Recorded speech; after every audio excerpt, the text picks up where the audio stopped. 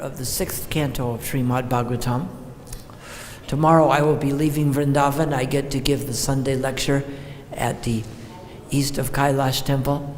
It's funny because I feel like I don't belong in Vrindavan, and yet I feel like I don't belong anywhere else but Vrindavan. Can anyone relate to that? Feel like I'm not qualified to be here. Anyone feel they're not qualified to be here? Who feels like they're qualified to be in Vrindavan? Who feels like they belong anywhere else? So I feel like I'm not qualified, but I don't belong anywhere else. So I have to take the consciousness of Vrindavan with me. I wonder, is it better to spend time in Vrindavan or spend time preaching in different parts of the world? The answer is yes. All of the above, both are true. So I will miss Vrindavan, but I will never forget it, and I will return. First we will say the invocation. Om Namo Bhagavate Vasudevaya. Om Namo Bhagavate Vasudevaya. Om Namo Bhagavate Vasudevaya. Om Namo Bhagavate Vasudevaya. Shri Kashyapa Uvacha Putras Te Bhavita Bhadre Indra Hadeva Bandava Samvatsaram Vratam Idam Yadi Anjo Darayishyas Shri Kashyapa Uvacha Putraste Bhavita Bhadre Indra Hadeva Bandavaha Samvatsaram Vratam Idam Yadi Anjo Darishyasi Shri Kashyapa Uvacha Putraste Bhavita Bhadre Indra Hadeva Bandavaha Samvatsaram Vratam Idam Yadi Anjo Darayishasi Shri Kashyapa Uvacha Putraste Bhavita Bhadre Samvatsaram Vratam Idam Yadi Anjo Darishyasi. First, we will read text 44 because it's connected to this, obviously.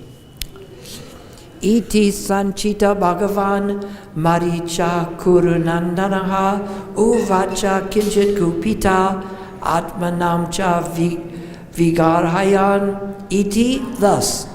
Sanchita, thinking. Bhagavan, the powerful Marichi, Kashyapa Muni. Kurunandana, O descendant of Kuru. Uvacha spoke. Kinchit, somewhat. Kapita, angry. Atmanam, himself. Cha, and. Vigarayam, condemning. Translation. Sri Sukadev Goswami said, Kashyapa Muni, thinking in this way, became somewhat angry, condemning himself. O Maharaj Parikshit, descendant of Kuru, he spoke to Diti as follows. Has anyone ever felt this regret and condemned themselves for actions they've done or things they've said? Yes? The point here that is being brought up is, we will see later in here, is how not to have to do that. Or at least, if we have to condemn ourselves, change our way and think more carefully the next time before we do something. We'll get into that after we read the text. Shri Kashyapa Uvacha Putraste Bhavita Bhadre Indra Hadiva Bandavaha Samvatsaram Vratam Idam Yadi Anjo Darishyasi. Shri Kashyapa Uvacha. Kashyapa Muni said, Putra, son, te, your, Bhavita will be, Bhadre, O gentle woman, Indraha, killer of Indra, or follower of Indra, Adeva Bandavaha, friend of the demons, or Deva Bandavaha, friend of the demigods, Samvatsaram, for a year, Vratam, vow. That's an important word, vratam. Idam, this. Yadi, if. Anja, properly. Darishyasi, you will execute. Translation. Kashyapa Muni said, my dear gentle wife, if you follow my instructions regarding this vow for at least 1 year, you will surely get a son who will be able to kill Indra. However, if you deviate from this vow of following Vaishnava principles, you will get a son who will be favorable to Indra. Purport. By His Divine Grace, A.C. Bhaktivedanta Swami Srila Prabhupada. The word Indraha refers to an asura who is always eager to kill Indra. An enemy of Indra is naturally a friend to the asuras. But the word Indraha also refers to one who follows Indra or who is obedient to him. When one becomes a devotee of Indra, he is certainly a friend to the demigods. Thus the words Indra Hadiva Bandavaha are equivocal, for they say, your son will kill Indra, but he will be very friendly to the demigods. If a person actually becomes a friend of the demigods, he certainly will not be able to kill Indra. Om Jnanatimranya Sagina Gina Salakaya Chaksur Militanyena Tasmai Shri Gurave Namaha Shri Chaitanya Manubhistam Stapitam Yena Bhutali Swayam Rupa Kadamayam Tatanti Shvapadantikam. Prabhupada, please help me to speak some of your words so that we can discuss this Bhagavatam very carefully and instructively. So again, the text, Kashyapa Muni said, my dear gentle wife, if you follow my instructions regarding this vow for at least 1 year, you will surely get a son who will be able to kill Indra. However, if you deviate from this vow of following Vaishnava principles, you will get a son who will be favorable to Indra. So this gives some equivocal points, and it shows that if she is not careful, she will get a different result. It shows that if you're friendly to the demigods or the devotees, then it's going to be difficult to want to harm the devotees or the demigods. Just by doing a little service for the devotees, one becomes favorable to Krishna and to the devotees. But then we think, how does this verse relate to us and the actions we would take in life? It should make us reflect that before we decide to speak things or ask for some benedictions or do some austerities or take endeavors that will bring some result, that we should consider carefully what is the most important part of our thoughts, our actions, our austerities, and our prayers. We have to think, is the most important thing, what is my intention? What is it that I am wanting to do? What is my desire? Is the most important part our practice that we are doing? Or is the most important part the result that we accomplish, the fruits of this endeavor? So consider these things carefully. I will ask you later which of these is the important one. Is it our intention? what we intend to do? Is it the practice that we perform? Or is it the results that we intend to accomplish? And of course, in this verse 2, we also have to see what is the result if we deviate. In Bhagavad-Gita, there are so many verses that say, if you do this practice, you will get this result. If you don't, you get that result. It's a very good cost to value ratio, as we say. Sometimes we may think the cost is twice as much of Krishna consciousness of something else. But if the value is 10 times as much, it's good. Whereas with the mode of passion, the cost doesn't seem so much. I get pleasure right away, but when the value is nothing, right? If I say, oh, they're selling you the product for, they say right now they are changing rupees for 66. I'll change rupees for 100. You give me the rupees now, and sometime later I will give you 100 rupees for the dollar. But then you never get it. You get cheated. So we have to see what is the real result, not just what we want. We have to consider before we do these austerities to get a result some of the things Krishna has said in Bhagavad-Gita. In the 17th chapter, Krishna has talked about austerities, like the austerity of mind is to have satisfaction.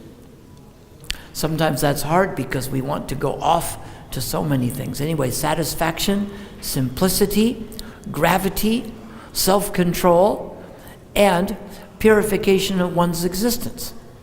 Satisfaction is an austerity because we so much want to be the enjoyer, or at least the center of activities, that we don't care if we suffer to get it. Like Diti wants so badly to have a son to kill Indra that to get what she wants, she doesn't care if she has to suffer. That's why for many of us, satisfaction is an austerity. A person who is intoxicated is never satisfied, but it is a great austerity for him to give up the intoxication to become satisfied. But it is possible. Simplicity. What does sim mean? It means one. Duplicity is two. So if you say one thing and do another, that's duplicity. And that's what we're supposed to have, right? No, simplicity. Say what you mean what you say, right? So simplicity, this can be an austerity. But it's much easier to say what you mean than try to think, well, I told different lies to which people, but I forget which lies. I asked one person this once. I said, do you sometimes tell so many lies you actually forget what the truth is? He says, yes, I actually do. This is not what's meant by this simplicity. Gravity, where we are well grounded, where we don't become disturbed. And, of course, purification of one's existence. So we should think about this when I'm doing the austerity. Am I trying to get the purification of my existence? What am I trying to get? And then before we offer prayers or speak to people, we have to remember the austerities of speech. Does anybody know one of these? We should not speak harshly. You give it to people in such a way that they can take it. You give them a little instruction. Depends on who they are. If someone was chanting 16 rounds and they went to 4 rounds, you say, oh, you should go back to 16. You were doing so well. And if they were only doing 1, then you say, oh, move to 3 or 4. You try to give them what they can take without agitating them. So that's 1. There's 5 of them. What's another one? Truthful. We have to think, before I speak, it should be truthful. If it doesn't pass that, this is like the litmus test. If it's not truthful, that's the first one. We don't go any farther, right? We don't think, well, let's see if it's not agitating to others. That's important. But if it's not truthful, then it doesn't matter. So first is truthful. That's the most important. Because if it's not truthful, we don't go to the others. Then, what else is important? Which one? If it's beneficial. Otherwise, I'm telling somebody something, it may not be agitating, but it's of no benefit to them, then what is the use? So what are the other two? Pleasing. Oh, yes, but we'll put that one last. Pleasing. Pleasing, and the last one it mentions is it must be based on scriptural evidence. So it means before we're speaking, we think, is it truthful? Is it going to be pleasing to others? Is it going to be to their benefit? Am I going to speak it in such a way that it's not agitating? Like Prabhupada says, you make a bold proposal in a humble way. I say, I need 30 crores of rupees to finish this temple. But if I could just get 10% from you, don't worry, I'll get the rest somewhere else. Now, I just asked you for 3 crores of rupees, but if I said, give me 1,000 rupees right now, that becomes worse. So Prabhupada says we can make a bold proposal, but do it in a humble way. So to be based on scripture, we must study some of these scriptures to see what's there, to see the benefits. You know, Krishna shows different benefits. Like when he speaks in Bhagavad-Gita that in the 12th chapter, that you should have undying love for me at every moment, and then you'll return to me. He says if you can't do that, then you can practice the rules and regulations of bhakti-yoga, and this will give you a desire to attain me. It's a benefit, but it's not as much as being totally devoted. And if you can't do that, then you at least work for Krishna, karma yoga, and this will get you situated on the path. Or at least do some non-selfish activities, he says, and this will keep you self-situated. So each one has a little less work, but a little less benefit also. So before we take these actions and austerities, we have to consider which of the things are important. And we can look in the Vedic histories at some other people and the actions and austerities they took and what kind of results and success they got. Hiranyakashipu, he got all the good benedictions. He did some great austerities. He was very successful at these austerities. And so Brahma came to him and he asked benedictions from Brahma. He figured out a way to never die. He says, I don't want to be killed in the day or the night. I don't want to be killed on the land or in the air. I don't want to be killed inside or outside. I don't want to be killed by a man or a beast. And I don't want to be killed by anything live or dead. So his austerities seemed to work out pretty well because he was in charge of the whole universe. He was able to defeat the demigods, and everything was going well for him. And he says, I've got it made because I can't be killed by the man or the beast in the day or the night, in the land or the air, so I'm safe, aren't I? And it's true, he wasn't killed in any of those ways. He was killed by Lord Nrsingadev, who's not a man or a beast. It was a twilight, it's in the doorway, not inside or outside. He killed him with the nails. So when we think we have Krishna tricked, it may not work out so way. Brahma went to trick Krishna. If Brahma had tricked Krishna, the 13th chapter of the 10th canto of Bhagavatam or Krishna book would be called Krishna Vimohan Lila. But is not called that. Why? Because Krishna was not put into illusion, Brahma was. So what is the chapter called? Brahma Vimohan Lila. Brahma was trying to write the chapter Krishna Vimohan Lila, but it didn't work out quite that way. So we look at some other people who did some actions and austerities. What about the great king Nriga? The great king Nriga was a demigod. He was on a heavenly planet, and he was doing some great karma kanda activities. He would give away so many cows to the Brahmanas.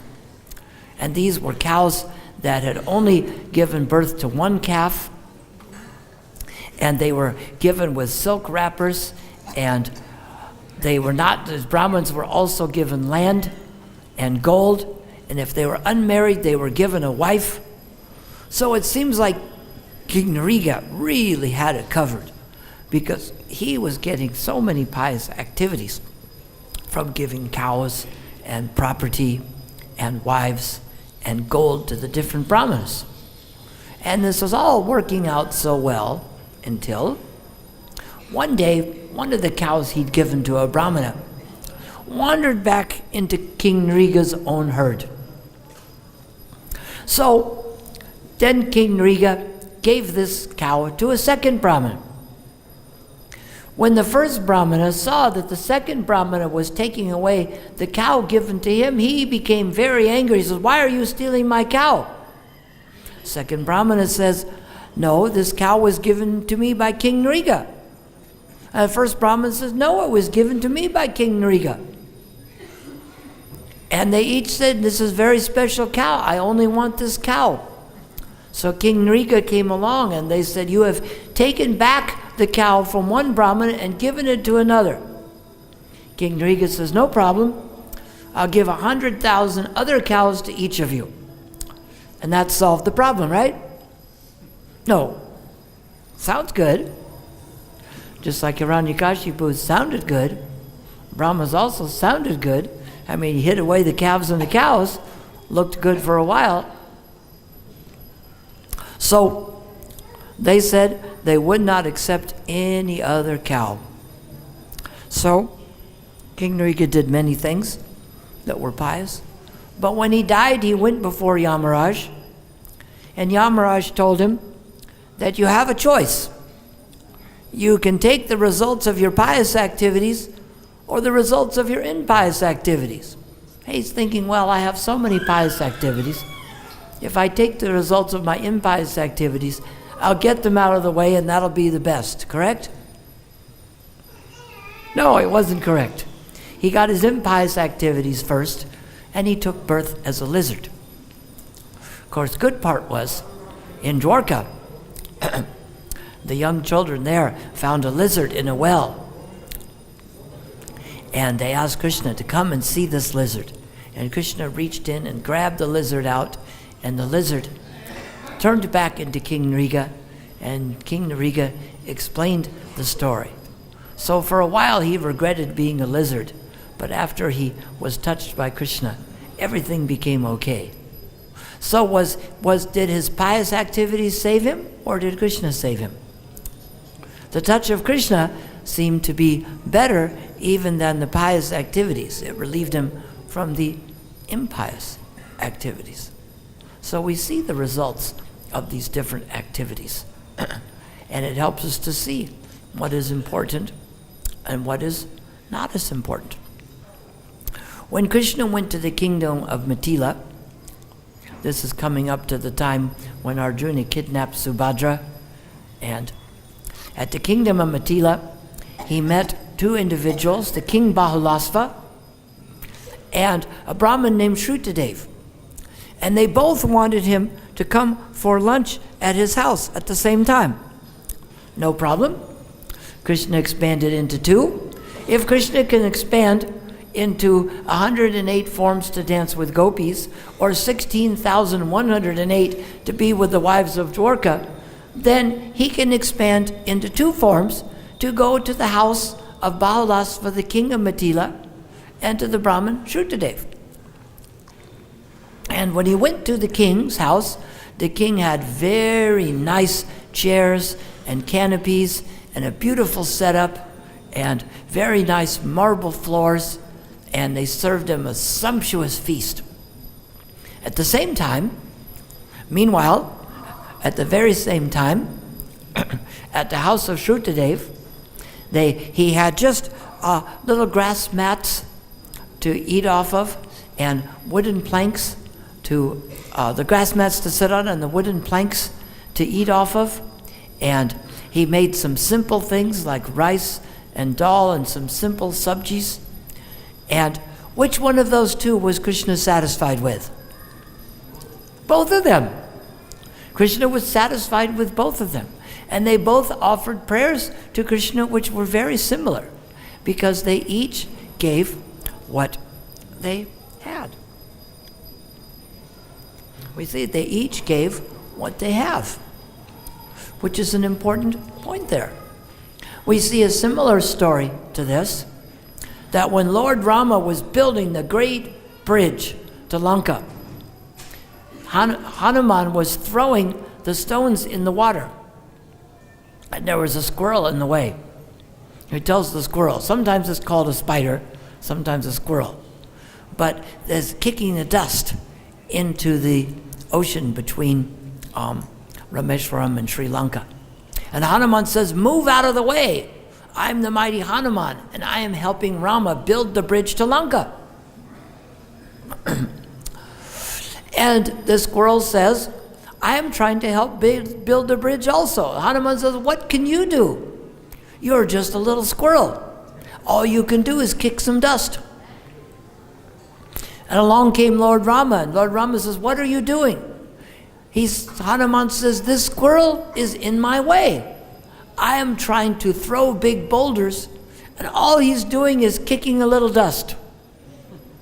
And Rama asks Hanuman, he says, Hanuman, where do you get your strength to do this big austerity of throwing boulders? He says, I get my strength from you, Lord Rama.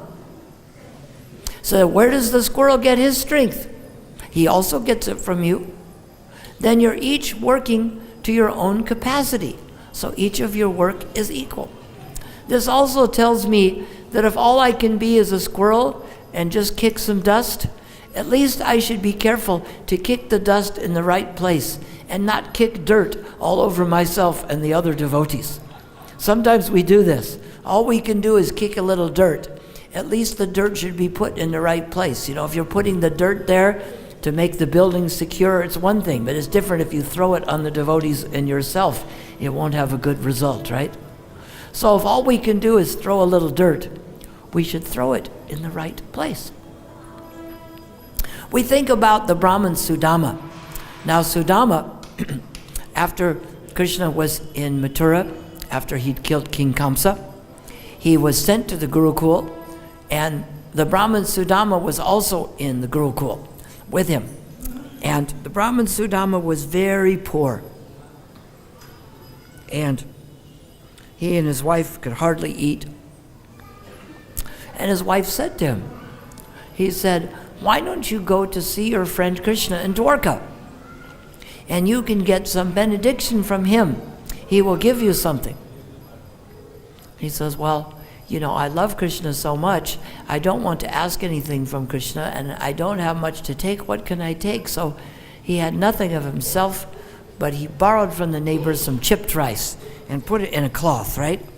Not very nice, you know, the chipped rice is just you eat that when you're sick. You mix that with some yogurt and you say, anything that tastes this bland has to be good for me, right? You chant that mantra. So it's not something very special. So Krishna's not going to like that because he ate a big feast at the King Bahalasva's house, so he's not going to enjoy this chipped rice. So even though Sudama is impoverished, on the way to see Krishna in Dwarka, is he thinking about how impoverished he is and how he's going to go to get a benediction from Krishna? No, he's just thinking, I get to see Krishna, the personality of Godhead, who is my old and dear friend that we went to Gurukul together. So when he went in to see Krishna in Dwarka, Krishna is, of course, busy with so many things, so Krishna must have forgotten their times with Sandapani Muni, right? No, the first thing he says is, here is my friend Sudama Brahman, and they fanned him and gave him nice things to eat, and Krishna was talking about how he and Sudama and some of the other schoolmates, they had gone out to collect firewood for their guru. And along came a big rainstorm and they got stuck and they had to spend the night in the forest. And the next day Sandamani Pandimuni came out to find them. And he was so grateful that they had gone to such endeavor to serve the guru. And Krishna was thinking of how Sudama Brahman had helped him serve the guru. And Sudama Brahman was so thankful to be there with Krishna and so much in love with Krishna that he forgot about two things. He forgot about asking any benediction from Krishna, and he forgot about giving the chipped rice to Krishna. But Krishna says, what is that you have there? Oh, nothing, he says. It's nothing of any value. Because he's embarrassed. How can I give him that? I'm embarrassed to give him that. I just can't do it. So Krishna says, let me have some of that. He grabs it, and he eats a piece of the chipped rice. And then he goes to eat the rest. And Rukmini says, no. If you eat the rest of it, then as the goddess of fortune, I won't be able to repay the Brahmins as much as all you've done, so don't eat the rest. So then, Sudama Brahman was feeling two things. He was so in love with Krishna, and he was embarrassed that Krishna took this chipped rice. And on the way home, he was thinking about how embarrassed he was to have given Krishna this chipped rice, and how glad he was to see Krishna, and how much in love with Krishna he was. But what did he forget? He forgot to ask something from Krishna. So of course he didn't ask something, he didn't get anything, right? He wasn't thinking about whether he'd get anything or not. But when he got to his house, he noticed his house was missing. Where did my house go? And what's this palace doing here where my house used to be? So out came his wife, and his wife came out looking very beautiful and says, look what's happened here. Krishna has benedicted us by turning our house into a palace and making me very beautiful, and you come down and bathe with me in the lake. And he went and bathed in the lake. And when he went and bathed in the lake, he was given a younger body. So we see that what happens when people make the endeavors. We also look at the difficulty here that's happening when Diti is thinking. We think, what is the difference between selfless and selfish motives? What is the difference, and how can the result become different? We look in these different stories, the difference with those in selfish motives and selfless motives. Hiranyakashipu did all of his austerities so perfectly, but because of his motives, he got his wish, but it still didn't work out for him, did it? And Sudama Vipra only had one little thing to take to Krishna of no value, and he forgot to ask for a benediction, and yet he was given everything, materially and spiritually. And this tells us something. And also we look what happens when we deviate. Krishna says that if you've done devotional service, he will never forget you. But if you're performing karma kanda and you deviate, you might be a lizard or something else. It shows that a different result can come when you deviate. It shows us how we have to ask the prayers correctly. The one person is going, oh, Radha, Radha, and the person is hearing Radha, Radha, but he's thinking of the wife of the barber, who is a very beautiful woman named Radha. So when he hears the name Radha, he is thinking of the wife of the barber, and he is becoming lusty instead of thinking of Radha. So we have to be careful when we perform our devotion. Now, one devotee was about to die, and he was chanting. And the two Yamadutas came to get him. He said, you can't take me away. I'm a devotee. Only the Vishnu Dutas can come to get me. You can't take me away. So the Yamadutas went away, and he kept chanting, and they came back. He says, how can you come back again? And the Yamaduta says, well, you've been calling us all your lifetime. He says, how have I been calling you? Well, the one Yamaduta says, my name is Nish Nish, and this is my partner, Na Na. And all the time you're chanting, Nish Nish Na Na, Nish Nish Na Na, Nish Nish Na Na, Nish Nish Na Na. So about May, the devotees are chanting, Hare Krishna, Krishna Krishna, Hare Hare, air warmer, and the air gets so much warmer in May, yes? But they are chanting, air warmer, yes? So then they chant, air conditioner, and it cools down in January. So, we have to be careful what the result we get. If our intention is good, Krishna may still hear it. This is why languages like Chinese and Thai are difficult, because you say the word ma or ma, it means something different. And the one devotee asked a question and got hit in the mouth because he ended up saying something bad. So it shows us a few careful things here. So judging on this, which one is important? Is it the intention that we have? Is it the action we take? Or is it the result? Or is it 2 or 3 or all of those? Which is the most important? Which one? Intention may be important. Anything else? Action, yes, because if we just take the action, but we don't know why we're doing it. Say I get in a car and I drive. But if I don't know where I'm going, will I get there? If you don't know where you're going, it's very difficult to get there.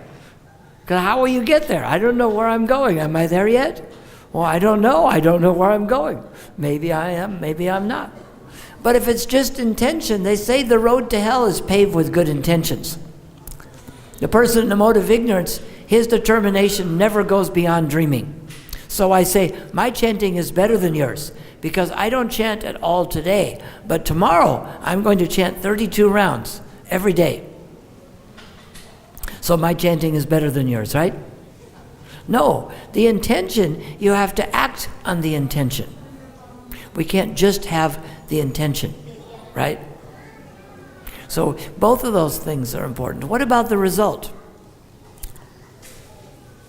Do we work for the result? What do we call someone who works for results? Karmis. So is that the best thing? So it means we want no result for Krishna? Is that what it means? It doesn't mean that. We want a result for Krishna, but we are not working for the result. Just like Sudama Vipra. He wanted to please Krishna, but he didn't feel he had any real means to Krishna. So he wasn't worried about any result for himself. So we perform our projects in devotional service wanting results for Krishna. But if results are not provided, we know that just by doing the service that we are happy. Sometimes Krishna seems to make things harder than they should be and sometimes easier than they should be. So we have to remember these things carefully and see here how that if we're friends of the demigods and the devotees, like the prayer is being said for deity, then we will probably not want to offend them and it will save us from any difficulties. Are there any questions or comments on this verse? Yes? In the back, want to take a microphone to her?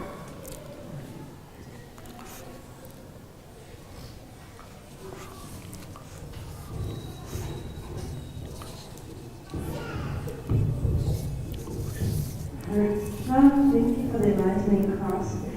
So, about the results. Actually, are we going to get the spiritual results? This means that we're working for the results. So if we are, for example, wanting to please Krishna, this is actually the result too, isn't it? Yes, the difference is when we are working for fruitive results, something comes later. But if we are trying to please Krishna, then the result and the action are the same thing. It's like if my result is to cook for someone, then just by cooking for them, automatically the result is achieved. It doesn't mean that we don't want to have results like distribute so many books, or that we build temples, or we get people to chant Hare Krishna. But these are the results we offer to Krishna. The spiritual result is that we are trying to please Krishna through our actions. And when we do that, the result and the action are non-different. When we are looking for some benediction, this is where we also judge the difference. Am I looking just to please Krishna and leave the result up to him? Or am I asking for some result, and is that result going to be difficult?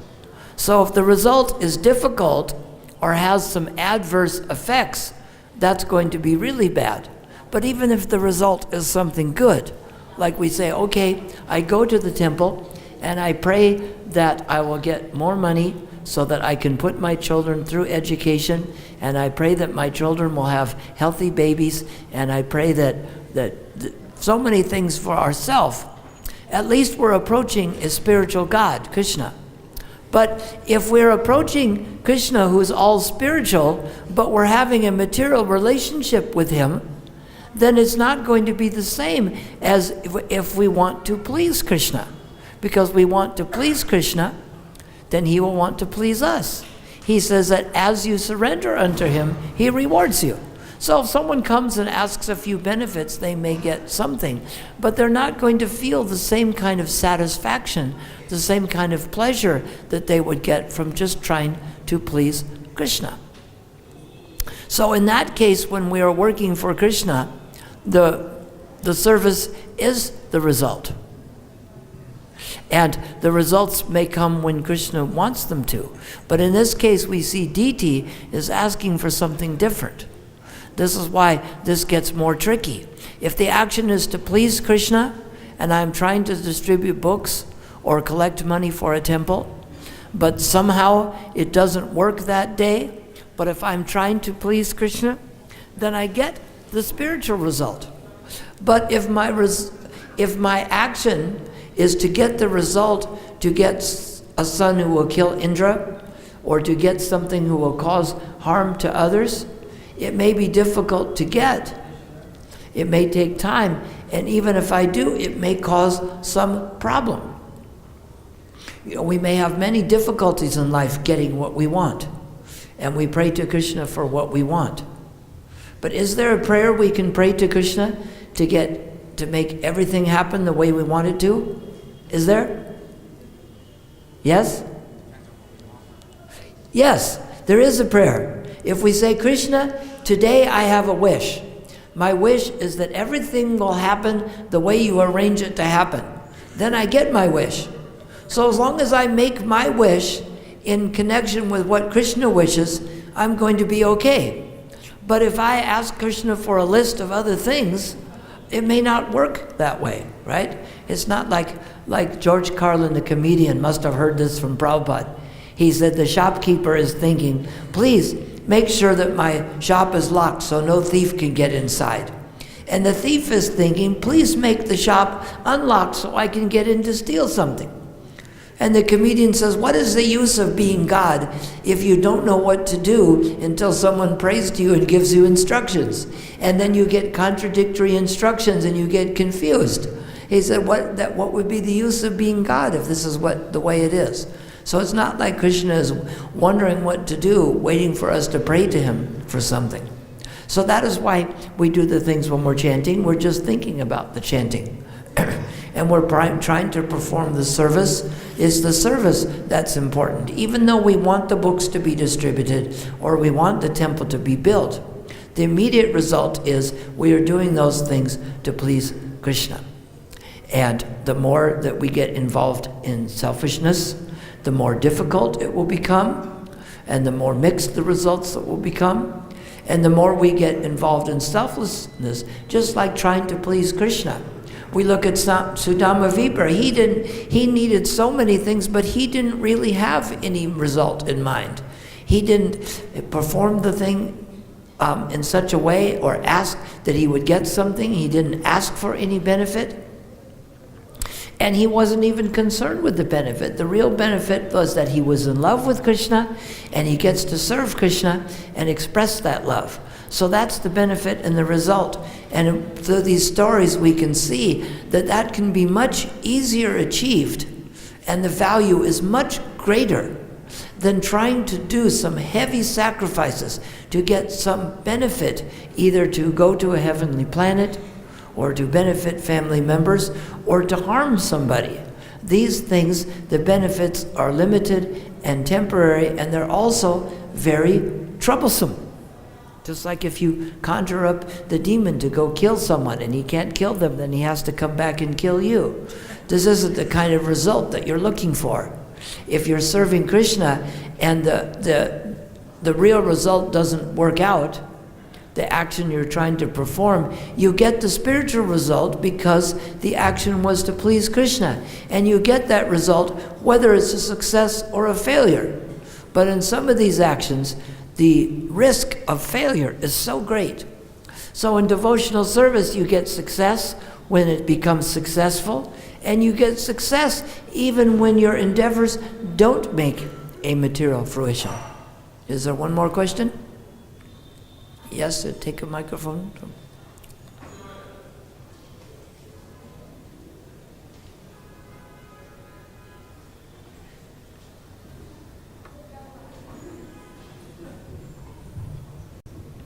Hare Krishna, Guru. Hare Krishna. First, I must apologize for asking a childish question. My question is that you explained three things: intention, action, and result. Results somehow depend on your intentions and actions. But many times in life it happens that your intentions are perfect, your actions are perfect, but you do not get the desired result. That is why we do it in a matter of service, because if all of those are correct and I'm doing it for Krishna, I'm getting the result, even I'm getting the spiritual result of serving Krishna, even if my actions don't bring fruition. That's the wonderful magic of serving Krishna, is that even if those we were just discussing, even if the things we were trying to do for Krishna don't turn out, the real goal was that I was doing them to satisfy Krishna, and Krishna was happy that we tried to satisfy them. Like the one devotee was so happy that he was going to serve the bananas to Krishna, but in his ecstasy he was giving Krishna the peel and throwing away the bananas. Was Krishna happy with this? The result didn't come good. He's giving Krishna a banana peel, but Krishna was so happy with the love that's involved.